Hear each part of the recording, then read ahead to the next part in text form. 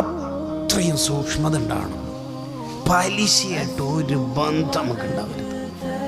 27-ാം രാവിന് ഇബ്നു ഹജർ റഹിമഹുല്ലാഹ് ഉപ്പാൻ്റെ ഖബറിൻ്റെ അടുത്ത് നിന്ന് സിയാറത്ത് ചെയ്തിട്ട് യാസീൻ ഓതുമ്പോൾ കുറച്ചപ്പുറത്തെ ഖബറിൽ നിന്ന് പേടിപ്പെടുത്തുന്ന ശബ്ദം കേട്ട് അതാരാണ് റബ്ബേ എന്നിങ്ങനെ അന്വേഷിച്ച് വീട്ടിൽ അല്ലെങ്കിൽ നാട്ടിൽ തല നരച്ചവരോടൊക്കെ അന്വേഷിച്ചപ്പോൾ ഒരു ചെറുപ്പക്കാരനായിരുന്നു, പലിശയായിരുന്നു അയാളുടെ പ്രശ്നം എന്നാണ് നാട്ടുകാർ പറഞ്ഞത്. 26 രാവിന് പോലും ശിക്ഷ തന്നെ. പലിശയായിട്ട് ഒരു ബന്ധം നമുക്ക് ഉണ്ടായിരുന്നു.